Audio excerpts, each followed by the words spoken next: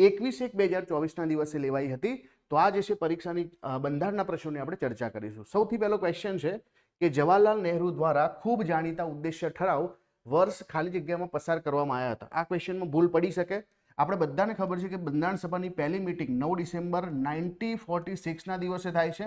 બંધારણ સભાની રચના જે છે કયા કમિશન અંતર્ગત થઈ હતી, તો કયા પ્રસ્તાવ અંતર્ગત થઈ હતી, કમેન્ટ કરો. તો પહેલી મિટિંગમાં આપણે જે છે કાર્યકારી અધ્યક્ષની પસંદગી કરીએ છીએ. પછી બીજી મિટિંગ એટલે 11 ડિસેમ્બર 1946 જેમાં આપણે કાયમી અધ્યક્ષ, ઉપાધ્યક્ષ અને બંધારણના સલાહકારની પસંદગી કરીએ છીએ. અને ત્રીજી મિટિંગ જે છે 13 ડિસેમ્બર 1946 ના દિવસે રજૂ થાય છે. અને આ મિટિંગની અંદર જે છે ઓબ્જેક્ટિવ રિઝોલ્યુશનને આપણે શું કરીએ છીએ, રજૂ કરીએ છીએ. તો જવાહરલાલ નહેરુ દ્વારા રજૂ કરવામાં આવે છે, પણ પસાર ક્યારે કરવામાં આવે છે, તો 13 ડિસેમ્બરના દિવસે જે છે આ પહેલી મિટિંગોમાં ના તો મુસ્લિમ લીગ પાર્ટિસિપેટ કરે છે, ના તો કમ્યુનિસ્ટ પાર્ટી, અને એટલા માટે આપણે રાહ જોઈએ છે. અને લાસ્ટમાં જે છે 22 જાન્યુઆરી 1947ના દિવસે આપણે જે છે આ ઓબ્જેક્ટિવ રિઝોલ્યુશનને શું કરીએ છીએ ભાઈ, પારિત કરીએ છીએ, પસાર કરીએ છીએ. તો પસાર ક્યારે કરવામાં આવ્યું છે, તો 46 નહીં આવે, અહીંયા 47 આવશે. તો આપણો આન્સર થઈ જશે ઓપ્શન નંબર સી, 1947માં પસાર કરવામાં આવ્યું. આ સરસ ક્વેશ્ચન છે કે ભારતના બંધારણના મુસદ્દા ઉપર ખાલી જગ્યા વખત વાંચન હાથ ધરવામાં આવ્યું છે. હવે ભારતના બંધારણનો મુસદ્દો હોય કે પછી ભારતની અંદર સંસદમાં કોઈ પણ બિલ હોય, તો આપણે જાણીએ છીએ કે બિલનું હંમેશા જે છે 3 વખત છે રીડિંગ થાય. તો અહીંયા મુસદ્દા ઉપર પણ જે છે કેટલી વખત રીડિંગ થયું છે, 3 વખત રીડિંગ થયું છે. અહીંયા તમારે ખાસ માહિતી યાદ રાખવાની કે પહેલો મુસદ્દો જે છે ફેબ્રુઆરી 1948માં પ્રકાશિત થયો. અને આ જ્યારે પહેલો મુસદ્દો તૈયાર થયો તો પછી એના આપણે 8 મહિના સુધી દેશ સામે મૂક્યો. ઓક્ટોબર 1948માં બીજો મુસદ્દો તૈયાર થયો અને આખરી મુસદ્દો જે છે 4 નવેમ્બર 1948ના જો રજૂ થયો. અને આ જે છે પછી આપણે શું કર્યું, આ જે છે આ ડ્રાફ્ટ, જે આપણી ડ્રાફ્ટિંગ કમિટીએ ડ્રાફ્ટ બનાવ્યો, તો ડ્રાફ્ટ 1 બનાવ્યો, 2 બનાવ્યો, 3 બનાવ્યો. અને જ્યારે ત્રીજો ડ્રાફ્ટ બનાવ્યો એને આપણે જે છે ક્યાં લઈ ગયા, બંધારણ સભાની અંદર લઈ ગયા. અને બંધારણ સભાની અંદર પછી એનું 3 વખત રીડિંગ થયું. પહેલું રીડિંગ જે છે અને એના ઉપર 5 દિવસ ચર્ચાઓ ચાલી, જે 4 નવેમ્બરથી સ્ટાર્ટ થયું. કમિટી જે છે 141 દિવસ માટે મળે છે અને મુસદ્દો તૈયાર કરે છે. પછી આખરી મુસદ્દો જે છે જે 4 નવેમ્બર 1948ના દિવસે જે આ પહેલું ડ્રાફ્ટિંગની અંદર રીડિંગ થાય છે. હવે જુઓ, આ ડ્રાફ્ટ એટલે કે બિલ બન્યું છે, એ ડ્રાફ્ટિંગ કમિટી બનાવ્યું છે. પહેલી વાર બનાવ્યું, બીજી વાર બનાવ્યું, ત્રીજી વાર બનાવ્યું, પછી એને સંસદમાં રજૂ કર્યું, એટલે એ વખતની બંધારણ સભામાં રજૂ કર્યું. અને ત્યાર પછી એના ઉપર 5 દિવસ પહેલી વખત ચર્ચા ચાલુ થઈ. પછી 5 નવેમ્બર 1948થી બીજું વાંચન ચાલુ થયું, જે સૌથી અગત્યનું છે. અને જે છે 17 ઓક્ટોબર 1949 સુધી ચાલ્યું. અને એની અંદર જે છે 7653 જેટલા સુધારા સૂચવવામાં આવ્યા, જેમાંથી 2473 ઉપર ચર્ચા થઈ. અને પછી જે છે ત્રીજું રીડિંગ ચાલુ થાય છે, જેની અંદર આપણે બંધારણ સભા દ્વારા બંધારણને સેટલ કરીએ છીએ. તો 3 વખત જે છે મુસદ્દા ઉપર વાંચન ચાલુ થયું છે. તો આ ખાસ તમારે યાદ રાખવાનું છે. ભારતના નાગરિકને તેમની ભારતીય નાગરિકતા કઈ રીતે ગુમાવી શકે છે. હવે જો ભારતના બંધારણમાં તો કોઈ જગ્યાએ નાગરિકતા કેવી રીતે પ્રાપ્ત કરવી, કેવી રીતે ગુમાવી, આની કોઈ ચર્ચા જ નથી. પણ આપણો જે સિટીઝનશીપ એક્ટ છે, આ સિટીઝનશીપ એક્ટની અંદર જે છે આપણે શું નક્કી કર્યું છે કે ભાઈ 5 વખતે નાગરિકતા જે છે પ્રાપ્ત કરી શકાય અને 3 રીતે જે છે નાગરિકતા જે છે શું કરી શકાય, ભાઈ ગુમાવી શકાય. તો તમને 3 રીતે નાગરિકતા તમે ગુમાવી શકો, 5 રીતે પ્રાપ્ત કરી શકો. 5 રીત કઈ કઈ છે, તો તમે તો જે છે દેશના નાગરિક કઈ રીતે બની શકો કે તમારો જન્મ થાય તો જન્મથી, બીજું તમારા વંશથી, ત્રીજું જે છે તમે જે છે શું કરી શકો, નોંધણી કરાવી શકો, ચોથું છે દેશીયકરણ, જેને આપણે નેચરલાઇઝેશન કહીએ છીએ, તો દેશીયકરણથી કરી શકો. અને કાં તો જે છે કોઈ પ્રદેશનો સમાવેશ ભારતમાં થઈ જાય તો આ 5 રીતે તમને નાગરિકતા પ્રાપ્ત થઈ શકે. ગુમાવી કેટલી રીતે શકો તમે, કે કાં તો તમે જે છે તમારી સ્વેચ્છાથી તમે જે છે શું કરો, તમારી નાગરિકતાનો ત્યાગ કરો, તો આપણે એને રેન્યુન્સિએશન કહીએ છીએ. બીજું કે તમે કોઈ બીજા દેશની નાગરિકતા પ્રાપ્ત કરી લો તો આપણે ભારતની નાગરિકતા સમાપ્ત થાય, જેને આપણે ટર્મિનેશન કહીએ છીએ. તો આ જે છે એક તો જે છે તમે સ્વૈચ્છિક ત્યાગ કરો છો, અને બીજું કે તમારી જે છે નાગરિકતા સમાપ્ત થઈ જાય છે, કોઈ બીજા દેશના નાગરિક બની જાઓ એટલા માટે. અને ત્રીજું કામ છે કે જો તમે એવી કોઈ ગતિવિધિ કરો છો કે જેથી દેશને નુકસાન થાય તો દેશ તમારી નાગરિકતા જે છે છીનવી શકે, તો એને આપણે શું કહીએ છીએ, ડેપ્રિવેશન. એટલે કે દેશ તમારી નાગરિકતા છીનવી શકે, સરકાર તમારી નાગરિકતા છીનવી લે. તો આ 3 પ્રકારે જે છે નાગરિકતા તમે ગુમાવી શકો. એટલા માટે option number D is the right answer. OBC માટે શૈક્ષણિક સંસ્થામાં અનામત નિયમનો અપવાદ બંધારણીય સુધારા અધિનિયમ 2005 દ્વારા ઉમેરવામાં આવ્યો. તો ખરેખર જે છે આ શું છે, તો આ છે આપણો 93rd એટલે કે 93મો સુધારો છે. અને આ 93મો સુધારો જે છે કયા વર્ષે થયો, 2005માં થયો. તો 2005નો સુધારો શું કહે છે કે ભાઈ સરકારને જે સામાજિક અને શૈક્ષણિક રીતે પછાત વર્ગના નાગરિકોના વિકાસ માટે વિશેષ જોગવાઈઓ કરવાની વાત કરે છે, જેમાં જે કોઈ પણ એજ્યુકેશનલ સંસ્થાઓ હોય એ ભલે ને ખાનગી સંસ્થા પણ કેમ ના હોય, ત્યાં પ્રવેશને અનુલક્ષીને અનામતની વાત કરે છે. તો આ ખાનગી સંસ્થાઓમાં પણ અનામતની વાત કરે છે. જે હાયર સંસ્થાઓ છે, હાયર એજ્યુકેશન છે, ત્યાંની વાત કરે છે. તો 93મો સુધારો થયો છે 2005માં. આ ક્વેશ્ચન જુઓ તમે કે કયું વિધાન ભારતના બંધારણની કલમ 28 અનુસાર સત્ય છે?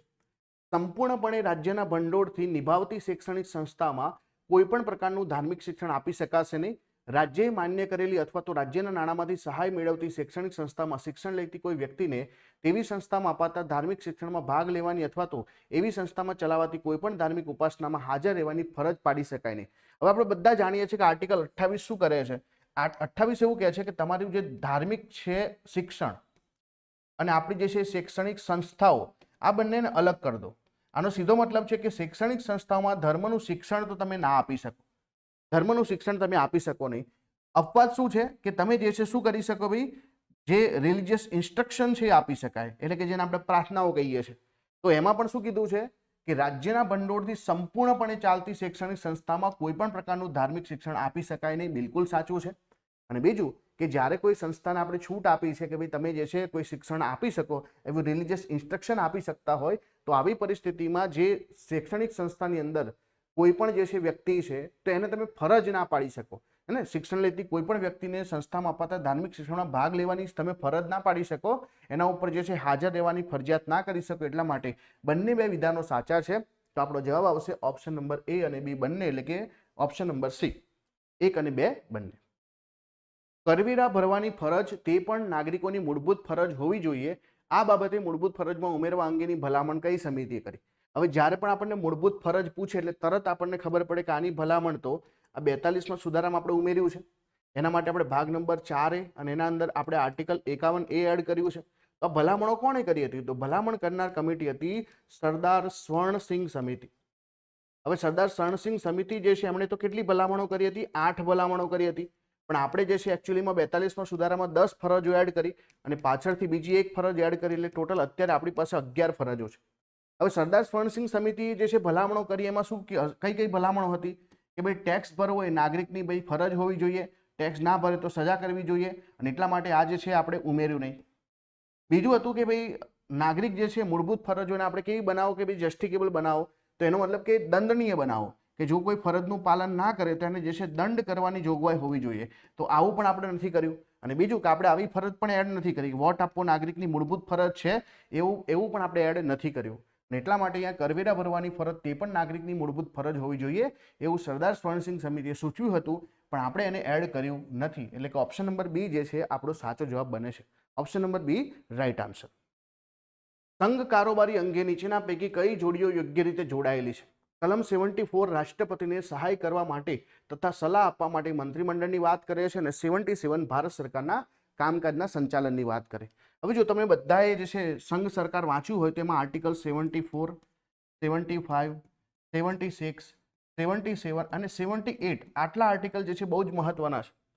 74માં આપણને શું કીધું છે કે એક જે છે કાઉન્સિલ ઓફ મિનિસ્ટર રહેશે, જેના હેડ PM રહેશે, નામનું કામ જે છે આપણા રાષ્ટ્રપતિને સલાહ અને સૂચન આપવાનું રહેશે, અને રાષ્ટ્રપતિએ જે છે આમની સલાહ સૂચન મુજબ કામ કરવું ફરજિયાત છે. બીજી વસ્તુ છે આર્ટિકલ 75 કે જ્યાં આપણને મંત્રી મંડળ વિશે, એટલે કે મંત્રીઓની જે છે અલગ અલગથી જે લાયકાતો છે એની વાતો કરેલી છે, અન્ય જે જોગવાઈઓ છે એની વાત કરેલી છે. ત્યાર પછી 76ની વાત કરીએ તો આપણને ખબર છે આ એટર્ની જનરલની વાત છે. 77 જે છે એ આપણા કન્ડક્ટ ઓફ બિઝનેસની વાત કરે છે, એટલે કે સરકારના જે સરકારના કામકાજનો જે છે નિયમો બનાવવાની વાત છે, સંચાલનની વાત છે. તો આપણા રાષ્ટ્રપતિ જે છે સરકારના ભારત સરકારના કામકાજનું સંચાલન માટે નિયમો બનાવી શકે 77માં છે. અને 78 જે છે એ આપણા વડાપ્રધાનની ફરજો છે. વડાપ્રધાન જે છે રાષ્ટ્રપતિને જાણ કરવી જોઈએ, રાષ્ટ્રપતિ કઈ માહિતી માંગે તો મંત્રી પરિષદમાં શું ચાલે છે એની જાણ કરવી જોઈએ. કોઈ સીધો મંત્રી રાષ્ટ્રપતિ પાસે પહોંચી જાય તો આખા મંત્રી પરિષદની ભલામણ લાવવાનું જે છે પીએમને કહેવામાં આવે, તો પીએમની આ બધી ફરજો છે. તો આપણને શું કીધું છે? 74 રાષ્ટ્રપતિને સહાય અને સલાહ માટે મંત્રીમંડળ, બિલકુલ સાચું છે. 77 ભારત સરકારના કામકાજની વાત કરે છે, એ પણ સાચું છે. તો ઓપ્શન નંબર C જે છે આપણો બિલકુલ સાચો જવાબ છે. ઇન્ટરેસ્ટિંગ સવાલ છે કે ભારતના સંસદમાં વિવિધ પ્રસ્તાવો એટલે કે મોશન અંગે કયા વિધાન સત્ય છે? ભારતની સંસદમાં 4 પ્રકારના સમાપન ક્લોઝર મોશન છે. વિશેષ અધિકાર પ્રસ્તાવ માત્ર મંત્રીઓ દ્વારા રજૂ કરી શકાય, ધ્યાન આકર્ષક પ્રસ્તાવ માત્ર શાસક પક્ષના સભ્યો દ્વારા લાવવામાં આવે અને કાર્ય મોકૂફી પ્રસ્તાવ દાખલ કરવા માટે ઓછામાં ઓછા 25 સભ્યોનું સમર્થન. હવે જો ધ્યાનથી, ભારતની સંસદમાં 4 પ્રકારના જે છે ક્લોઝર મોશન. ક્લોઝર મોશનનો મતલબ શું કે જ્યારે બિલ પર ચર્ચા ચાલતી હોય ત્યારે બિલને ક્લોઝ કરવા માટે આપણે જે પ્રસ્તાવ લાવીએ એને ક્લોઝર કહેવાય. તો કાં તો બિલને જે છે હું સિમ્પલી આખા બિલ ઉપર ચર્ચા કરી છેલ્લે વોટિંગ કરી શકું, તો આને આપણે સિમ્પલ ક્લોઝર કહીએ છીએ. હવે બિલ જે છે બહુ મોટું હોય તો આપણે શું કરી શકીએ, ટુકડા કરી શકીએ, તો ક્લોઝર બાય કમ્પાર્ટમેન્ટ કહીએ છીએ આપણે એને, અને અલગ અલગ ટુકડા પર અલગ અલગ ચર્ચાઓ થાય. પછી ઘણીવાર એવું હોય કે બિલ જે છે બહુ મોટું હોય પણ આમાં જે છે અગત્યની બાબતો, પહેલી માનો કે 3 ટુકડા છે તો પહેલું અને બીજું જ અગત્યનું છે, તો પહેલા પરથી બીજા પર કૂદવાનું સીધું, બરાબર, પહેલા પરથી ત્રીજા પર કૂદવાનું. આનો મતલબ શું થાય કે આને આપણે જે છે કાંગારૂ મોશન કહીએ. આને શું કહીએ, ક્લોઝર બાય કાંગારૂ, એટલે કાંગારૂ મોશન કહેવાય. અને છેલ્લી હોય છે કે આપણી પાસે ટાઈમ જ નથી બિલકુલ, તો સીધું બિલ ઉપર સ્પીકર કહી દેશે કે હવે ચર્ચા બંધ કરો અને સીધું એન્ડ લાવી દો, હા પાડો કે ના પાડો, તો એને આપણે ગિલોટીન કહીએ છીએ. શું કહીએ છીએ, ગિલોટીન કહીએ છીએ. તો આ 4 પ્રકારની ક્લોઝર મોશન છે. તો બિલકુલ પહેલું વિધાન આપણું સાચું છે, તો માત્ર જે છે એક આપણું સાચું છે, એટલે કે આ જે છે ખોટું છે. પછી વિશેષ અધિકાર પ્રસ્તાવ માત્ર મંત્રીઓ દ્વારા રજૂ કરી શકાય. ખરેખર તો વિશેષ અધિકાર કોને મળે છે, મંત્રીઓને મળે છે. મંત્રી લોકસભામાં પણ જઈ શકે, રાજ્યસભામાં પણ જઈ શકે, બધે બોલી શકે. તો મંત્રી તરીકે જ્યારે એમને વિશેષ અધિકાર મળે છે એનો સીધો મતલબ છે કે એમની સામે જે છે મંત્રીઓ સામે વિશેષ અધિકાર લાવી શકાય, મંત્રીઓ દ્વારા નહીં. એટલે આ બીજું ખોટું છે અને બીજું ખોટું છે, તો આ પણ ખોટું છે. ચલો પછી શું છે, ધ્યાન આકર્ષક પ્રસ્તાવ માત્ર શાસક પક્ષના સભ્યો દ્વારા. ધ્યાન આકર્ષકનો મતલબ તો એવો થાય કે બધા શાસક પક્ષનું, સરકારનું ધ્યાન દોરવું છે, તો ખરેખર તો જે છે બીજા લોકો લાવશે, અને એટલા માટે માત્ર શાસક પક્ષના સભ્યો એ ખોટું છે. અને શાસક પક્ષના પણ લાવી શકે, નથી, નો ડાઉટ, પણ માત્ર શાસક પક્ષના એ આપણું ખોટું છે. એટલે માટે ત્રીજું પણ ખોટું છે, તો આ પણ ખોટું છે. તો આપણો જવાબ છે માત્ર 1. અને ચોથું છે કાર્ય મોકૂફી પ્રસ્તાવ લાવવા માટે 50 લોકોની જરૂર પડે, અને એટલા માટે જે છે અહીંયા વિકલ્પ જે છે પહેલો સાચો છે, બાકીના 3 વિકલ્પ ખોટા છે. પંચાયત રાજ સંસ્થાઓ અંગેના તમને અહીંયા યોગ્ય રીતે જોડી પૂછી છે. LM સિંઘવી સમિતિ ગામોના સમૂહ માટે ન્યાય પંચાયતની સ્થાપનાની વાત કરે છે. PK થુંગન જે છે પંચાયત સંસ્થાઓ માટે કાર્યકાળ 4 વર્ષનો નિશ્ચિત મુદતનો હોવો જોઈએ. ગાડગીલ સમિતિ દરેક જિલ્લામાં પંચાયત નાણાં અને આર્થિક બોર્ડની વાત કરે છે.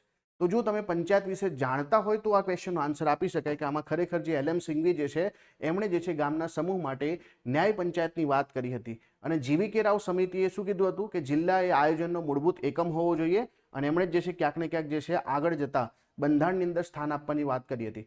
તમને પૂછે અશોક મહેતા સમિતિની વાત, તો અશોક મહેતા સમિતિએ એવું કીધું કે 3 સ્તરની 2 સ્તરની પંચાયત હોવી જોઈએ. કેટલી?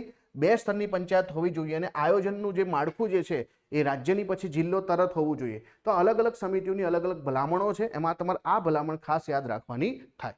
ચલો બીજો એક ક્વેશ્ચન છે કે કયા બંધારણીય સુધારા અધિનિયમ અંતર્ગત કેન્દ્ર શાસિત પ્રદેશ દિલ્હીને વિશિષ્ટ દરજ્જો એનાયત કરવામાં આવ્યો હતો? તો દિલ્હીને જે છે આપણે વિશિષ્ટ દરજ્જો ક્યારે આપ્યો હતો? તો આ જે છે સુધારો છે આપણો 69મો સુધારો 1992. હવે આનાથી આપણે ભારતના બંધારણમાં શું કર્યું? તો દિલ્હી જે છે કેન્દ્ર શાસિત પ્રદેશ હતું, તો એના માટે આપણે જે છે 2 નવા કલમ એડ કર્યા. એક તો 239 AA અને બીજું છે 239 જે છે AB. આનાથી આપણે જે છે શું નક્કી કર્યું કે દિલ્હી જે છે એને આપણે રાષ્ટ્રીય રાજધાની પ્રદેશ કહીશું. સાથે સાથે દિલ્હીને એક વિધાનસભા મળશે. રાજ્ય યાદીના અંતર્ગત જે વિષયો છે એના ઉપર કાયદા બનાવવાની સત્તા એની પાસે પણ હશે, પણ 3 વિષય નહીં હોય. કઈ? તો પબ્લિક ઓર્ડર એટલે કે જાહેર વ્યવસ્થા, લેન્ડ એટલે કે જમીન, અને પોલીસ. આ 3 બાબત પર દિલ્હીની સંસદ જે છે વિધાનસભા કાયદા નહીં બનાવી શકે. દિલ્હીમાં મંત્રી પરિષદ પણ હશે, અને જેની અંદર જે છે મંત્રીઓની સંખ્યા જે છે કુલ વિધાનસભાના સંખ્યાના 10%થી વધુ ના હોય. અને આના અંતર્ગત જોગવાઈ આપણે એ પણ કરી કે કોઈ પણ જે છે બનાવેલા કાયદાની બધી જ કોઈ પણ જોગવાઈઓ સંચાલનને સ્થગિત જે છે રાષ્ટ્રપતિ ગમે ત્યારે કહી શકે, એટલે કે રાષ્ટ્રપતિ એમના ઉપર રહેશે. કેન્દ્ર શાસિત પ્રદેશ છે ને અંતે. તો પંચાયતને લગતા 4-5 ક્વેશ્ચન આપણે એક સાથે જોઈ લઈએ. નીચેનામાંથી કયું જે છે ગ્રામ સભાનું કાર્ય નથી? ગ્રામીણ આરોગ્ય, જળ આયોજન, પછી આદિજાતિ કલ્યાણ. તો જો ગ્રામ સભાનું કે ગ્રામ પંચાયતનું જો કોઈ કામ ના હોય તો વસ્તી ગણતરી જે છે એ તો કેન્દ્ર સરકારનું કામ છે, અને કેન્દ્ર સરકારનું જે ગૃહ મંત્રાલય જે છે એના અંતર્ગત આ બધી કામગીરી થાય. એટલા માટે જે છે ગ્રામ સભાનું કામ જે છે વસ્તી ગણતરી નથી. બીજો ક્વેશ્ચન છે કે 73મો બંધારણીય સુધારો કોના સાથે સંબંધિત છે? તો 73મો અને 74મો સુધારો આપણને ખબર જ હોય કે 73મો સુધારો જે છે એ કોની વાત કરે છે? પંચાયત રાજ વ્યવસ્થાની વાત કરે છે. અને 74ની વાત કરીએ તો નગરપાલિકાની વાત કરે છે. તો અહીંયા પંચાયત રાજ વ્યવસ્થા આવશે, સિમ્પલ. ચલો ત્યાર પછીના ક્વેશ્ચનની વાત કરીએ આપણે કે પંચાયતની અંદર જે છે નીચેનામાંથી કઈ બાબત પર આધારિત છે? ભારતમાં જે પંચાયત રાજ વ્યવસ્થા છે શેના પર આધારિત છે? તો આપણે જાણીએ છીએ કે જે ગાંધીયન ફિલોસોફીમાં આપણે જે ડીપીએસપીની અંદર આર્ટિકલ જે છે 40ની વાત કરીએ છીએ કે જ્યાં ગાંધીજીની પ્રેરણાથી આપણે લખ્યું કે દેશની અંદર જે છે ગ્રામ પંચાયતો હોવી જોઈએ, એમને આપણે સ્વાયત્ત બની શકે એવી ક્ષમતાઓ આપવી જોઈએ, એવી શક્તિઓ આપવી જોઈએ. તો એ બધું જે છે આપણે રાજ્યના માર્ગદર્શક સિદ્ધાંતો એટલે કે ડાયરેક્ટિવ પ્રિન્સિપલ ઓફ સ્ટેટ પોલિસીમાં લખ્યું છે. તો option number C is the right answer. ચલો ત્યાર પછીનો ક્વેશ્ચન છે કે મધ્યકાલીન ભારતમાં શા માટે મનસબદારી પ્રથા? તો મનસબદારી પ્રથા જે છે શેના માટે હતી? સૈન્ય માટે, કે સૈન્ય રાખવું ના પડે. જે લોકોને આપણે મનસબ નક્કી કરીએ એ લોકો પોતાનું સૈન્ય રાખે, એ એનું ભરણ પોષણ કરે અને પછી એમને એના બદલામાં જમીન આપવામાં આવતી. તો જે સેનામાં ભરતીની સુવિધા માટે જે છે મનસબદારી પ્રથા હતી. નીચેનામાંથી કયા વર્ષમાં ભારતના બંધારણનો પ્રથમ બંધારણીય સુધારા અધિનિયમ અમલમાં આવ્યો? આ યુપીએસસીમાં પૂછાયેલો પણ ક્વેશ્ચન છે. તો પહેલો સુધારો આપણને બધાને ખબર છે કે એ થયો હતો 1951માં. અને 1951માં તમને પૂછે વડાપ્રધાન કોણ હતા? તો જવાહરલાલ નહેરુ હતા. આના અંતર્ગત જે છે આપણે શું સુધારા કર્યા? તો આપણે તો જે છે 9મી અનુસૂચિ એડ કરી, 9th શેડ્યુલ, અને સાથે સાથે જે છે તમે 31A 31B આના વિશે પણ જાણતા હશો. તો 31A 31B જે છે આની પણ સુવિધા જે છે આપણે પહેલા જ બંધારણીય સુધારાથી એડ કરી છે. અને એટલા માટે આનો આન્સર શું આવશે? આન્સર આવશે 1951. ખરેખર આ એટલા માટે કરવામાં આવ્યો હતો કે જમીનદારો પાસેથી જમીન સંપાદન જે છે કરવાની સત્તા સરકારના હાથમાં આવે, પરંતુ આ જે છે ક્યાંક ને ક્યાંક મૂળભૂત અધિકારોની વિરુદ્ધ હતું અને એટલા માટે આને જે છે ક્યાંક પડકારવામાં પણ આવી છે. નીતિ આયોગનો ક્વેશ્ચન છે કે નીતિ આયોગના સંદર્ભમાં કયું સાચું નથી? વિકાસ માટે ઉપરથી નીચે તરફનો અભિગમ છે, સહકારી સંઘવાદ છે, ટકાઉ વિકાસ છે, કે પછી એક પણ નહીં? તો જો નીતિ આયોગે જે છે કોને રિપ્લેસ કર્યું છે? તો નીતિ આયોગે જે આપણા આયોજન પંચને રિપ્લેસ કર્યું છે. આયોજન પંચની જગ્યા પર આપણે જે નીતિ આયોગ સંસ્થા વિકસાવી છે. શું ફરક છે આયોજન પંચમાં? તો આયોજન પંચ શું કરતું? ઉપરથી નીચે સુધી એટલે કે ટોપ ટુ બોટમ ઉપરથી એક યોજના બનાવતું જે બધા વિસ્તારો માટે લાગુ પડતી અને ફિટ ફોર ઓલ. પરંતુ નીતિ આયોગ શું કરે છે? બોટમ ટુ ટોપ જાય છે. બોટમ ટુ ટોપ જાય છે. એટલા માટે ઉપરથી નીચે તરફનો અભિગમ જે છે નીતિ આયોગને લાગુ પડતો નથી. બાકી નીતિ આયોગ શું કરે છે? એની એક ગવર્નિંગ કાઉન્સિલ છે જેની અંદર કેન્દ્ર અને રાજ્ય ભેગા થાય છે એટલે સહકારી સંઘવાદ આવશે અને સાથે સાથે ટકાઉ વિકાસ પર ફોકસ કરે છે. એટલા માટે કયું સાચું નથી? તો ઉપરથી નીચે તરફ નહીં, નીચેથી ઉપર તરફનો જે છે એપ્રોચ આવશે. એટલા માટે ઓપ્શન નંબર 1 ખોટું છે. બીજો ક્વેશ્ચન છે રાષ્ટ્રીય માનવ અધિકાર આયોગ કેવી સંસ્થા છે? તો ભારતના બંધારણમાં આવી સંસ્થા નથી એટલે આ બંધારણીય સંસ્થા નથી. બીજું કે આ એનજીઓ? ના ભાઈ, એનજીઓ નથી. આ કેવી સંસ્થા છે? સંસદના કાયદા દ્વારા બનેલી સંસ્થા છે એટલા માટે એને વૈધાનિક સંસ્થા કહેવાય. તો રાષ્ટ્રીય માનવ અધિકાર આયોગની જો વાત કરીએ તો આ જે છે માનવ અધિકાર આયોગ જે છે એની સ્થાપના 1993 હેઠળ થઈ હતી અને આ જે છે 12 ઓક્ટોબર 1993ના રોજ આપણે માનવ અધિકાર સંરક્ષણ અધિનિયમ અંતર્ગત આની સ્થાપના કરી. આ જે છે એકચ્યુઅલીમાં જે પેરિસ કરાર છે અથવા પેરિસ સિદ્ધાંતો છે એના આધાર પર આપણે ભારતમાં વિકસાવી છે. તો પેરિસ સિદ્ધાંતો ઓલરેડી ઓક્ટોબર 1991માં જે છે લાવવામાં આવ્યા હતા અને ત્યાર પછી જે છે આના ઉપર જ બધા દેશોએ પોતાના આ પ્રકારની સંસ્થાઓનો વિકાસ કર્યો છે. અને હમણાં એક ન્યૂઝ પણ ચર્ચામાં છે કે હમણાં જ આપણે સુપ્રીમ કોર્ટના જે ભૂતપૂર્વ ન્યાયાધીશ છે, બરાબર, નિવૃત્ત ન્યાયાધીશ વી રામસુબ્રમણ્યમ, જેને ભારતના જે છે રાષ્ટ્રપતિ દ્વારા રાષ્ટ્રીય માનવ અધિકાર આયોગના અધ્યક્ષ તરીકે નિયુક્ત કરવામાં આવ્યા છે. તો કરંટ અફેરમાં પણ પૂછાય એવો ક્વેશ્ચન છે. તો આનો આન્સર શું આવશે? કારણ કે વૈધાનિક સંસ્થા છે, સ્ટેચ્યુટરી બોડી છે. અનુસૂચિત જાતિ માટેના રાષ્ટ્રીય આયોગના અધ્યક્ષની નિમણૂક કોણ કરે છે? તો આપણે જાણીએ છીએ કે કોઈ પણ પ્રકારનું જે છે આયોગ હોય અને એમાં જે છે બંધારણમાં સ્થાન હોય તો બંધારણીય સંસ્થામાં હંમેશા આપણા કોણ આવે? ભાઈ, રાષ્ટ્રપતિ આવે. કોણ આવે? રાષ્ટ્રપતિ આવે. એટલા માટે અનુસૂચિત જનજાતિ હોય, જાતિ હોય કે પછાત વર્ગ આયોગ હોય, અધ્યક્ષ હોય કે સભ્ય હોય, નિમણૂક જે છે કોના દ્વારા થાય? રાષ્ટ્રપતિ દ્વારા થાય. કોના દ્વારા થાય? ભાઈ, રાષ્ટ્રપતિ દ્વારા. ચલો બીજો ક્વેશ્ચન છે બંધારણનો કયો અનુચ્છેદ અનુસૂચિત જાતિ આયોગને વ્યાખ્યાયિત કરે છે? તો જુઓ, પહેલા તો આપણી પાસે એક જ આર્ટિકલ હતો જે આર્ટિકલ 338 હતો. પાછળથી આપણે એની અંદર જે છે ફર્ધર અને બીજા આયોગો ઊભા કર્યા. પહેલા તો આપણે નેશનલ કમિશન ફોર જે છે નેશનલ કમિશન ફોર એસસી અને એસટી જે છે એક જ હતું, પણ પાછળથી આપણે એસસી અને એસટી માટે અલગ કર્યું. તો અનુસૂચિત જાતિ માટે 338 આવશે.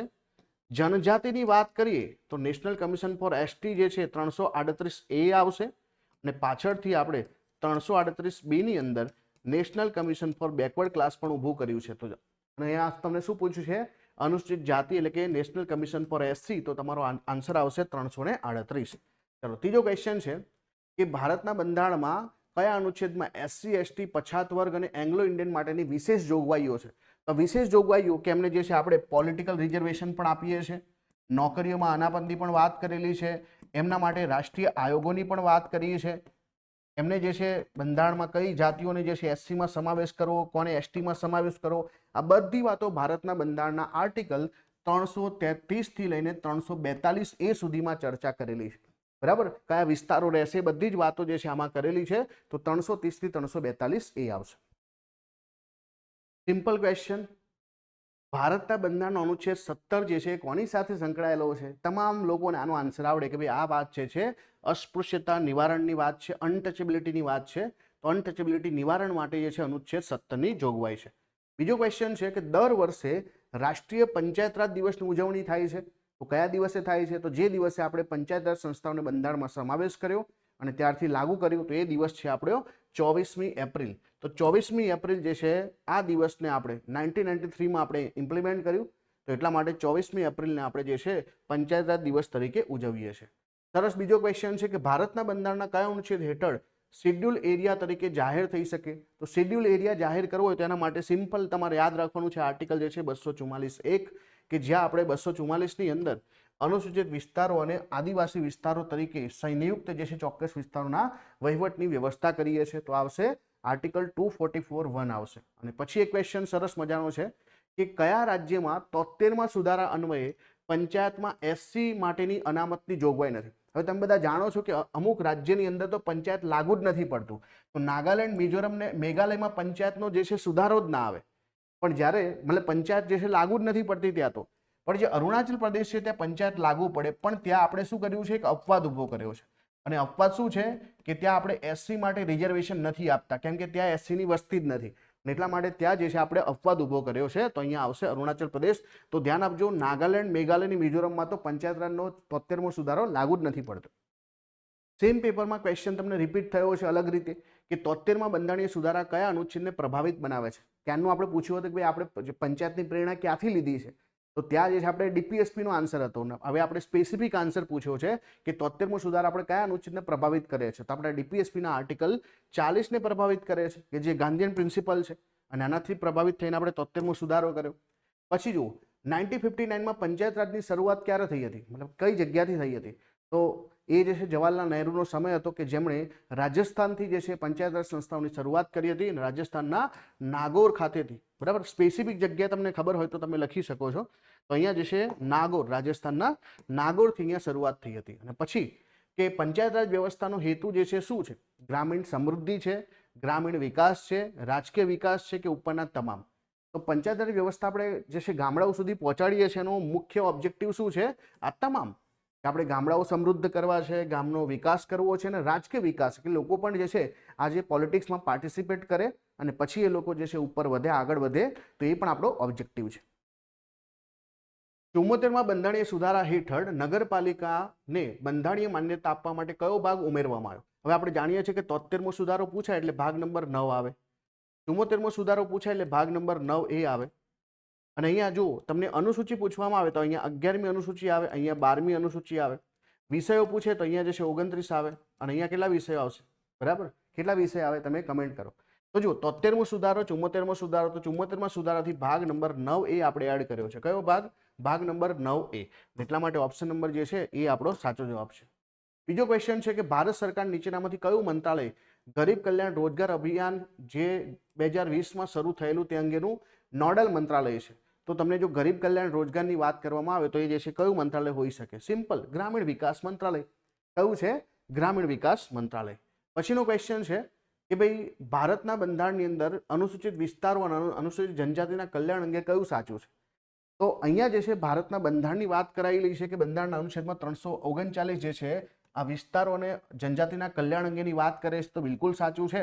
અને આમાં જ જે છે સંઘને આપણે એવી સત્તા પ્રદાન કરી છે કે રાજ્યને આદેશ પણ આપી શકે, અને એટલા માટે એ પણ બિલકુલ સાચું છે. તો અહીંયા જવાબ આવશે ઓપ્શન નંબર A અને B બંને. અહીંયા હું તમને થોડું સમજાવું કે રાષ્ટ્રપતિ કોઈ પણ સમયે બંધારણના પ્રારંભથી 10 વર્ષ પૂરા થાય એના પહેલા જે છે કોઈ જે છે શું કરી શકે?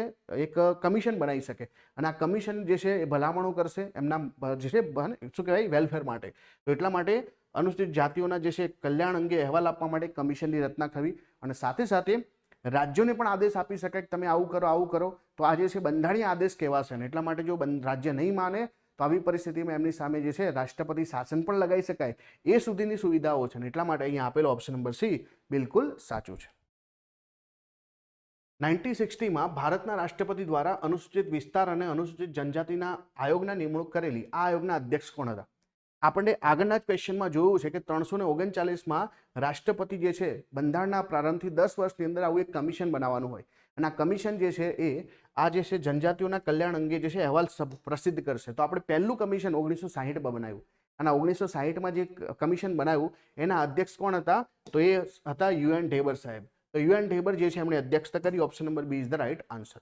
પછીનો ક્વેશ્ચન છે કે 2002માં ભારતના રાષ્ટ્રપતિએ અનુસૂચિત વિસ્તાર અને અનુસૂચિત જનજાતિના આયોગની નિમણૂક કરી. તો આ આયોગના અધ્યક્ષ કોણ હતા? તો આ આયોગ તમને બધાને ખબર હશે એ છે દિલીપસિંહ ભુરિયા કમિટી. તો દિલીપસિંહ ભુરિયા કમિશન જે છે એ જે છે આ બીજું કમિશન બન્યું. પછીનો ક્વેશ્ચન છે રાજ્ય નાણાપંચ એ કેવી સંસ્થા છે? તો રાજ્ય નાણાપંચ જે છે એ કેવી સંસ્થા છે? રાજ્યની અંદર જે નાણાપંચ ઊભું કર્યું છે બંધારણમાં છે. જો બંધારણમાં હોય તો બંધારણીય સંસ્થા કહેવાશે. બરાબર. આનો સીધો મતલબ છે કે ભાઈ આપણે જે છે બે આર્ટિકલ યાદ રાખવાના. 343ની અંદર જે છે બરાબર 343A જે છે 343B છે આવા જે આર્ટિકલો છે એની અંદર બે આર્ટિકલ છે 343I અને બીજું છે 343K. હવે આ બંને જે છે ને બહુ અગત્યની સંસ્થાઓ છે. મેં તમને યાદ રાખવા માટે કીધું છે કે I ફોર ઇન્કમ અને ઇન્કમનો મતલબ જે છે નાણાપંચ. તો 243A જે છે નાણાપંચ બની જશે અને 243K જે છે સ્ટેટ ઇલેક્શન જે છે કમિશન બનશે. તો રાજ્યની અંદર જે ચૂંટણી પંચ જે છે એ 243K પ્રમાણે બનશે. તો આ સરસ મજાનો ક્વેશ્ચન છે.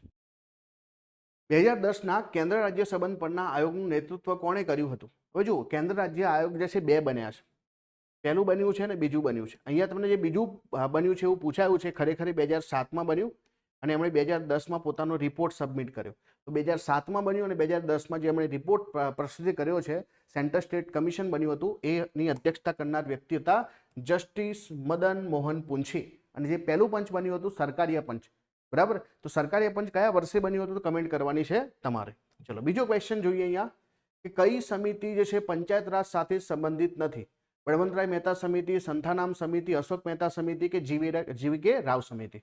તો તમે બધાને ખબર છે કે જે કે સંથાનામ સમિતિ જે છે જેની ભલામણથી આપણે CBI અને CVC આ બે સંસ્થાઓ ઊભી કરવાની વાત કરી છે અને એટલા માટે જે છે કે સંથાનામ સમિતિ પંચાયત સાથે સંકળાયેલ નથી. બાકી બળવંતરાય મહેતા સમિતિ જે છે પંચાયતની વાત કરે છે. અશોક મહેતા સમિતિ એ પણ જે છે આપણે જે મોરારજી દેસાઈની સરકાર હતી એમણે બનાવી હતી. જીવીકે રાવ સમિતિ પણ જે છે બંધારણમાં સ્થાન આપવાની વાત કરે છે. તો અહીંયા આપેલી ત્રણે ત્રણ જે છે પંચાયત સાથે સંબંધિત છે. બળવંતરાય મહેતા સમિતિ 1957, અશોક મહેતા સમિતિ 1977, જીવીકે રાવ 1985, LM સિંઘવી 1996 અને PK થોંગન સમિતિ જે છે 1988. તો પંચાયત સાથે સંકળાયેલી સમિતિઓ છે. આદિમ જાતિઓ, આદિમ સમુદાય કે આદિજાતિઓને બંધારણના કયા અનુચ્છેદ આધારે અનુસૂચિત જનજાતિ તરીકે ઓળખવામાં આવે છે? તો જે અનુસૂચિત જાતિઓ જનજાતિઓની જ્યારે વાત કરતા હોઈએ આપણે તો આપણી પાસે જે છે હમણાં જ આપણે ચર્ચા કરી કે 330 થી લઈને 342-43 સુધીના જે પણ આર્ટિકલો છે એની અંદર આ બધી જોગવાઈઓ આવે. બરાબર. અને એટલા માટે અહીંયા જે છે આદિમ જાતિઓની વાત છે, આદિમ સમુદાયોની વાત છે તો આવશે કલમ 341 અને 342(1). તો જુઓ 341 જે છે એ વિવિધ રાજ્ય અને કેન્દ્રશાસિત પ્રદેશોમાં SC નો ઉલ્લેખ કરે છે, એટલે કે જે શેડ્યુલ કાસ્ટ છે એની વાત કરે છે. જ્યારે 342 જે છે એ રાષ્ટ્રપતિને કોની સાથે મતલબ રાજ્યોની અંદર જાહેર કર્યું તો રાજ્યપાલ સાથે પરામર્શ કરીને રાજ્ય અથવા કેન્દ્રશાસિત પ્રદેશ માટે અનુસૂચિત જનજાતિ તરીકે જાતિઓ અથવા આદિવાસી સમુદાયના ઉલ્લેખની સત્તા આપે છે. તો SC ST બંને માટેના આર્ટિકલ છે તો એક તો 341 આવશે, એક 342 આવશે. તો ઓપ્શન નંબર એ જે છે આપણો બિલકુલ સાચો જવાબ બને છે.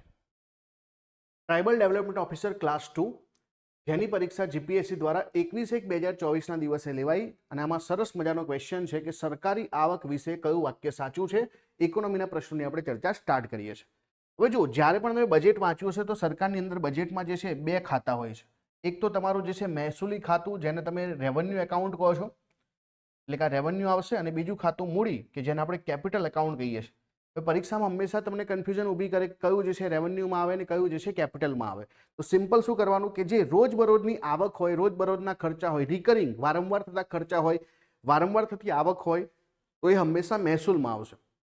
તમને લાગે છે કે સરકાર એક વખત ટેક્સ નાખશે પછી નહીં નાખે? તો ટેક્સ તો દર વખત આવશે. તો સરકારની ટેક્સની ઇન્કમ જે છે વારંવાર થશે. પછી જે છે સરકાર ઘણી બધી સર્વિસીસ ચલાવે છે, એમાંથી પણ સરકારને જે છે વારંવાર આવક થાય તો જેને નોન ટેક્સ ઇન્કમ કહેવાશે. તો બધી જે છે ટેક્સ ઇન્કમ અને નોન ટેક્સ ઇન્કમ સરકારની જે છે મહેસૂલી આવકમાં આવશે, તો એ બિલકુલ સાચું છે.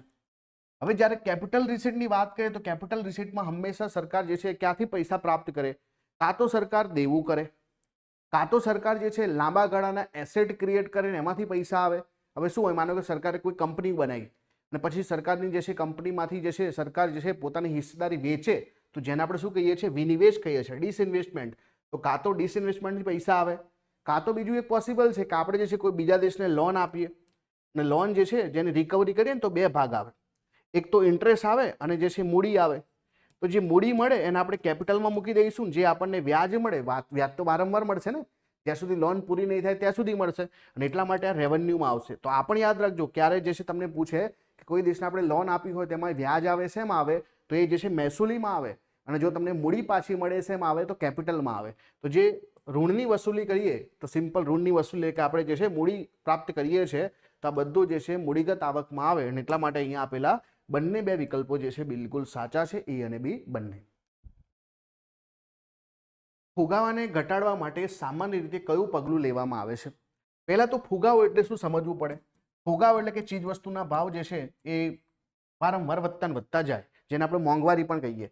અને ફુગાવાનો બીજો અર્થ એ પણ થાય કે ભાઈ માર્કેટની અંદર જે છે મૂડી જે છે, પૈસા એ વધારે છે. મની સપ્લાય એને બોલીએ છીએ આપણે. મની સપ્લાય જે છે એક્સેસ થઈ ગયો છે. લોકો પાસે જ્યારે વધારે પૈસા આવે તો લોકો વાપરશે, અને લોકો જ્યારે વધારે પૈસા વાપરશે, ચીજ વસ્તુ ઓછી હશે, વધારે પૈસા જે છે ઓછી ચીજ વસ્તુને ચેસ કરતા હશે, તો ચીજ વસ્તુના ભાવ વધે. તો આપણે શું કરવું પડે? આજે મની સપ્લાયને ઓછો કરવો પડે. અને મની સપ્લાય ઓછો કરવો હોય તો આપણે શું કરવું પડે? તો જો રેપો રેટમાં ઘટાડો કરીએ. હવે રેપો રેટમાં ઘટાડો કરીએ એનો મતલબ શું થાય કે અહીંયા રેપો રેટ જ્યારે ઘટાડીએ તો બેંકોને સસ્તા પૈસા મળે, તો બેંકો વધુ વ્યાજ આપશે, તો ઉલટાનું જે છે મની સપ્લાય તો વધશે. એટલે આપણો આ ઓપ્શન જે છે ખોટો પડે. બીજો ઓપ્શન છે કે બેંક દરમાં ઘટાડો. હવે બેંક રેટમાં ઘટાડો કરીએ એનો મતલબ પણ બેંકોને સસ્તી લોન મળે, અને જ્યારે બેંકોને સસ્તી લોન મળે તો એનો મતલબ જે છે બેંકો પણ જે છે લોકોને વધુ પૈસા આપશે લોન, તો ત્યાં જે છે ઉલટું થાય, ત્યાં મની સપ્લાય વધે છે. આપણે તો ખરેખર ઘટાડવાનો છે, તો આ પણ ઓપ્શન નહીં આવે. બીજું ગવર્મેન્ટ સિક્યુરિટી ખરીદી. માનો કે આરબીઆઈ જે છે ગવર્મેન્ટ સિક્યુરિટીને ખરીદે છે, તો શું થશે? એના બદલામાં લોકોને પૈસા આપશે અને પૈસાનો સપ્લાય વધશે. તો પૈસાનો સપ્લાય તો આપણે વધારવાનો નથી, ઘટાડવાનો છે. એટલા માટે લખ્યું છે કે કેશ રિઝર્વ રેશિયોમાં વધારો. હવે કેશ રિઝર્વ રેશિયોમાં વધારો કરીએ એનો મતલબ કે બેંકે અમુક પૈસા જે આરબીઆઈ પાસે રાખવાના હોય, મેં માનો કે ₹4 રાખવાના હોય, 4.5 કરી દેવામાં આવે, તો આટલા વધુ પૈસા એને જે છે રિઝર્વ રાખવા પડશે, એટલે એટલી ઓછી લોન આપી શકે, તો મની સપ્લાય ઘટશે. તો મની સપ્લાય આપણે ઘટાડવાનો હતો, એટલા માટે ઓપ્શન નંબર બી જે છે આપણું સાચું છે. તો ફુગાવાનો કોન્સેપ્ટ શું છે કે મની સપ્લાય વધારે છે કે ઓછો છે? ફુગાવો જો તમારે ઘટાડવો હોય તો મની સપ્લાયને જે છે ઓછો કરવો પડે, અને જો તમારે જે છે મંદીને દૂર કરવી હોય તો મની સપ્લાય વધારવો પડે. હે, એટલે કે તમને જે છે ફુગાવાનું વિપરીત પૂછે કે મંદી છે વાતાવરણમાં, તો એવી પરિસ્થિતિમાં તમારે રેપો રેટમાં ઘટાડો કરવો પડે, બેંક દરમાં ઘટાડો કરવો પડે, ગવર્મેન્ટ સિક્યુરિટીની ખરીદી કરી શકો. આ બધા ઓપ્શન ક્યારે આવશે? જ્યારે મંદીને દૂર કરવી હોય, ફુગાવાને દૂર કરવા હોય, તો option number B right answer. આ સરસ મજાનો ક્વેશ્ચન છે કે national payment corporation of India વિશે નીચેના પૈકી કયા વિધાનો સત્ય છે? એનપીસીઆઈ આરબીઆઈ અને ઇન્ડિયન બેંક એસોસિએશનની પહેલ છે. તો આ બિલકુલ સાચું છે કે એનપીસીઆઈ જે છે આરબીઆઈ અને બધી બેંકોનું જે એક એસોસિએશન છે, બધાએ ભેગા મળીને એક જે છે નોન પ્રોફિટ સંસ્થા બનાવેલી છે. બીજું કે કંપની અધિનિયમ 2013 અંતર્ગત નોટ ફોર પ્રોફિટ જે છે, એટલે કે નફા માટે કામ નહીં કરે, તે બિલકુલ સાચું છે. અને ત્રીજું છે યુપીઆઈની ચૂકવણી પ્રણાલી એનપીસીઆઈ દ્વારા વિકસિત કરવામાં આવી છે, બિલકુલ સાચું છે. ઇવન તમે જે છે જે ગાડીની અંદર જે છે ટોલ નાખવા માટે આપણે જે છે આરએફઆઈડી લગાવીએ છીએ ને, બરાબર, તો એ પણ જે છે એ કોના આભારી છે? એ પણ જે છે એનપીસીઆઈના આભારી છે. તો એનપીસીઆઈ આવી ઘણી બધી પ્રોડક્ટો બનાવી છે, અને એટલા માટે ઓપ્શન નંબર જે છે એ 1, 2 અને 3 આ બિલકુલ સાચું છે. Priority sector landing. આરબીઆઈની સૂચના અનુસાર નીચેના પૈકી કયા ક્ષેત્ર જે છે પ્રાથમિક ક્ષેત્રના ધિરાણમાં છે? હવે પ્રાથમિક ક્ષેત્રનો મતલબ શું? માનો કે બેંક છે, એની પાસે ₹100 હોય, તો આરબીઆઈ પોતે એવું કહે છે કે ભાઈ અમુક રૂપિયા જે છે તમારે પ્રાયોરિટી સેક્ટર લેન્ડિંગ કરવું જોઈએ, જેને આપણે પ્રાથમિક ક્ષેત્રો જાહેર કરીશું ને એમાં તમારે આટલા પૈસા લેન્ડ કરવા પડશે. અને અત્યારે જે છે મોટી મોટી બેંકો માટે 35 થી 40% ક્રાઇટેરિયા હોય છે, બરાબર, પ્રાયોરિટી સેક્ટર લેન્ડિંગનો. અને જ્યારે તમે જે છે રૂરલ બેંકોની વાત કરો તો 75% હોય છે. તો પ્રાયોરિટી સેક્ટરમાં કોનો સમાવેશ થાય? તો સરકારે હાલમાં થોડા સમય પહેલા પુનઃપ્રાપ્ય ઉર્જાનો સમાવેશ પણ કર્યો છે. એજ્યુકેશન અને હાઉસિંગ તો આવશે જ, અને બીજું ખાસ કે જે સામાજિક માળખારૂપ વ્યવસ્થા છે એ પણ આની અંદર સામેલ થશે. એટલા માટે 1, 2, 3, 4 ચારે ચાર જે છે આપણા પ્રાયોરિટી સેક્ટર લેન્ડિંગમાં આવશે. ઓપ્શન નંબર ડી જે છે બિલકુલ સાચો જવાબ છે. સરસ ક્વેશ્ચન છે, મૂડી બજાર. તો કેપિટલ માર્કેટનો સરસ મજાનો ક્વેશ્ચન છે કે પ્રાથમિક બજારમાં પ્રારંભિક સાર્વજનિક દરખાસ્ત અને અનુવર્તી સાર્વજનિક દરખાસ્તો જે છે દ્વારા ભંડોળ ઊભું કરવામાં આવે છે. પ્રાથમિક બજાર ન્યૂ ઇશ્યુ માર્કેટના તરીકે ઓળખાય છે. ગૌણ બજાર સેકન્ડરી માર્કેટ એ છે કે જ્યાં કંપનીઓના હાલની સિક્યુરિટી જામીનગીરીનો સ્ટોક એક્સચેન્જ દ્વારા કારોબાર થાય છે. સિક્યુરિટીની પ્રાથમિક બજાર કિંમત એ બજારમાં માંગ અને પુરવઠાના આધાર છે. હવે તમને જે છે ને સ્ટોક માર્કેટમાં ખબર પડતી હોય તો તમને આ જે છે વિશે તરત ખબર પડે કે આપણું જે લોંગ ટર્મ માર્કેટ હોય એને આપણે કેપિટલ માર્કેટ કહીએ છીએ, કે જ્યાં તમારી જરૂરિયાતો 1 વર્ષથી વધારે સમય માટે પૂરી થતી હોય. અને આ જે છે કેપિટલ માર્કેટને પણ આપણે જે છે બે ભાગમાં વેચીએ છીએ. એક પ્રાઇમરી માર્કેટ હોય છે અને એક સેકન્ડરી માર્કેટ હોય છે. પ્રાઇમરી માર્કેટનો શું મતલબ? માનો કે મારી એક કંપની છે અને મારે લાંબા સમયગાળા માટે પૈસા જોઈએ છે. હવે મારી પાસે બે રસ્તા છે, કાં તો હું ડેપ્ટ એટલે ઉધારી કરું અને કાં તો જે છે હું મારા જે છે હિસ્સેદારી વેચીને મારો જે સ્ટોક કોઈ પણ જે છે મારી જે છે ભાગીદારી વેચીને એમાંથી પૈસા કમાવું. અને એટલા માટે ડેપ માર્કેટ પણ છે અને ઇક્વિટી માર્કેટ પણ છે કે જ્યાં મારી હિસ્સેદારી વેચવાની ઇક્વિટી માર્કેટ કહેવાય. તો જ્યારે પહેલી જ વખતે મારે મારી પોતાની હિસ્સેદારી વેચવી હોય અથવા તો મારે મારા કંપનીના બોન્ડ બહાર પાડવા હોય તો હું જે માર્કેટમાં જાઉં એને પ્રાઇમરી માર્કેટ કહેવાય. અને પ્રાઇમરી માર્કેટમાં જ તમે જોયું હશે કે આઈપીઓ આવે છે, એફપીઓ આવે છે. આ આઈપીઓ, એફપીઓ છે અથવા તો બોન્ડ ઇસ્યુ છે, આ બધું જે છે હંમેશા પ્રાઇમરી માર્કેટમાં થાય. એટલે કંપની પહેલી વખત જ્યારે પોતાની કોઈ સિક્યુરિટી બહાર પાડે તો એ બધું પ્રાઇમરી માર્કેટમાં આવે. અને પછી આ પ્રાઇમરી માર્કેટમાં બહાર પડ્યા પછી લોકો એકબીજા સાથે લે વેચ કરે ને. માનો કે રિલાયન્સે શેર પોતાના ઇસ્યુ કરી દીધા, પણ હવે રિલાયન્સના શેર લોકો એકબીજાને વેચે છે અને એમાંથી પૈસા કમાય છે. તો એ બધો કારોબાર જે છે આપણા સેકન્ડરી માર્કેટમાં થાય. અને તમે જેટલા પણ એક્સચેન્જીસ જોવો છો કે બીએસસી છે, એનએસસી છે, તો એ બધું જે છે તમારું એકચ્યુઅલી એ સેકન્ડરી માર્કેટ છે. તો સેકન્ડરી માર્કેટની અંદર શું થાય છે કે જ્યાં કંપનીઓ હાલની સિક્યુરિટીની જે છે અંદર સ્ટોક એક્સચેન્જ ઉપર કારોબાર થાય છે. અને આ જે શેના ઉપર આભારી હોય છે કે કોઈ પણ સ્ટોકની ડિમાન્ડ કેટલી છે, એનો સપ્લાય કેટલો છે, એના આધાર પર લોકો એનો ભાવ જે છે ઉપર નીચે થતો રહે. તો એ બિલકુલ સાચું છે. ને એટલા માટે અહીંયા જે છે પ્રાથમિક બજારની અંદર આઈપીઓ આવે, એફપીઓ આવે, એમાં નવા શેર આવે, બધું પ્રાઇમરી માર્કેટમાં આવે. સેકન્ડરી માર્કેટમાં તો જે ઓલરેડી વસ્તુ આવી ગઈ છે એનો જે છે કારોબાર થતો હોય છે. અને એટલા માટે અહીંયા આપેલા ચારે ચાર વિકલ્પો બિલકુલ સાચા છે. ગોલ્ડ ટ્રેન્ચ, રિઝર્વ ટ્રેન્ચ જેને કહેવામાં આવે છે, આનો સંદર્ભ કઈ સંસ્થા સાથે છે?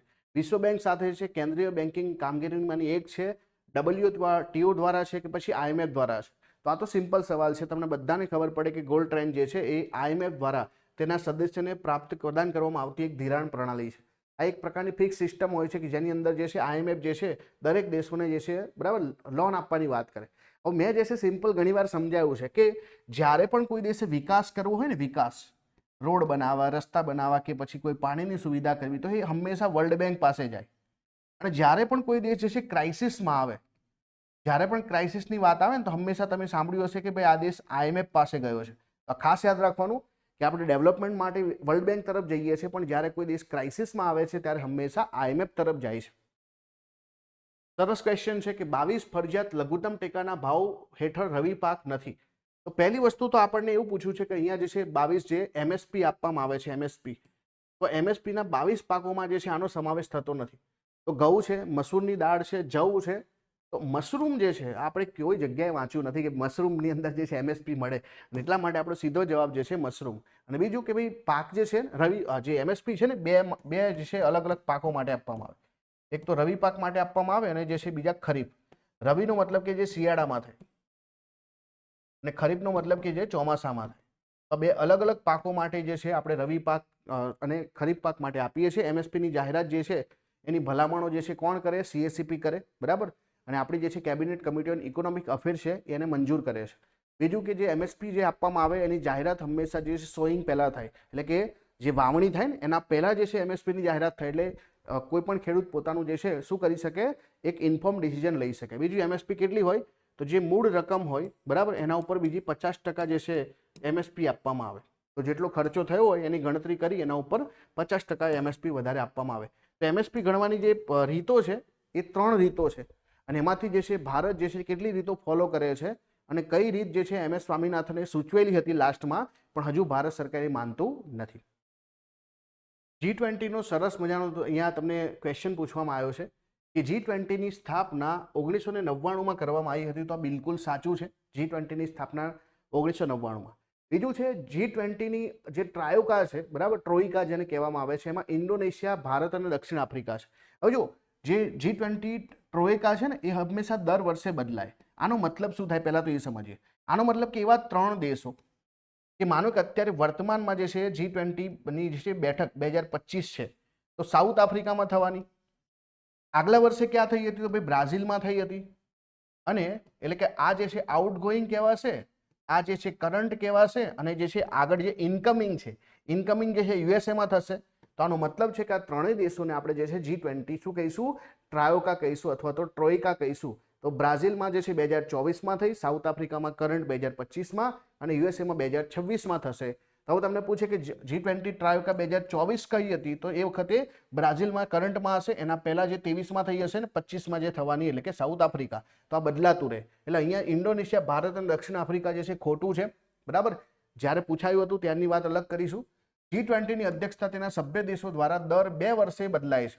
આપણે આખા દેશમાં જે છે G20 કરીને જે ચગાવ્યું હતું ને, તો G20 ખરેખર જે છે એવું એક ફોરમ છે કે જેના જે સદસ્ય છે દર વર્ષે એમની સદસ્યતા બદલાય.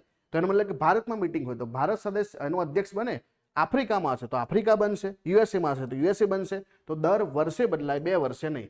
એટલા માટે આ ત્રીજું વાક્ય પણ ખોટું છે. તો આપણો જવાબ શું આવશે? Option number 1. ઓપ્શન નંબર એ જે છે આપણો સાચો જવાબ બને છે. નીચેના પૈકી કયો અધિનિયમ ભારતમાં અણુ ઉર્જા કાર્યક્રમ અને આયનીકરણ વિકિરણના ઉપયોગને લગતી તમામ પદ્ધતિઓ માટે મૂળભૂત નિયમનકારી માળખું પૂરું પાડે છે? જો આપણા દેશમાં છે ને દરેક ક્ષેત્રમાં આપણે નિયમનકારી સંસ્થા ઊભી કરી છે, જેનું કામ જે કોઈ એક પર્ટિક્યુલર સેક્ટરમાં જે છે એ રેગ્યુલેશનનું કામ હોય. તો અહીંયા આપણને શું પૂછ્યું છે? ભારતમાં અણુ ઉર્જા કાર્યક્રમ અને આયનીકરણ જે છે વિકિરણના ઉપયોગને લગતી તમામ પદ્ધતિઓ માટે જે એક માળખું બનાવે, રેગ્યુલેટરી ફ્રેમવર્ક બનાવે, એ સંસ્થા કઈ છે? તો એ સંસ્થા જે છે એના માટે આપણો જે કાયદો છે એ છે અણુ ઉર્જા અધિનિયમ 1962, અને એના અંતર્ગત આપણી સંસ્થા હોય. તો કાયદો અને એના અંતર્ગત આપણી સંસ્થા. તો અણુ ઉર્જા જે છે અધિનિયમ જે છે અણુ ઉર્જા અધિનિયમ છે 1962 આપણો આન્સર છે. ઉમંગ મોબાઈલ એપ્લિકેશન શબ્દ ખાલી જગ્યા માટે વપરાય છે.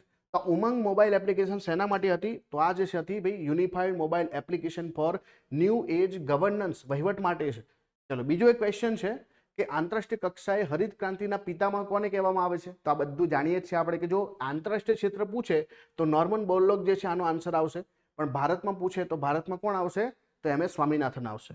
ચલો ત્રીજો ક્વેશ્ચન છે અહીંયા ખેતીને લગતો ક્વેશ્ચન છે કે સરકાર દ્વારા બીજી હરિત ક્રાંતિની શરૂઆત કેમ કરવામાં આવી?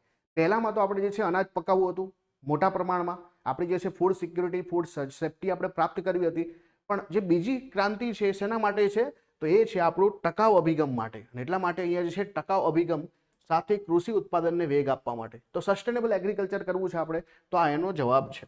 પછીનો સવાલ છે કે બેરોજગારી નાબૂદ કરવા માટે ભારત સરકારે કઈ કઈ યોજનાઓ શરૂ કરી છે?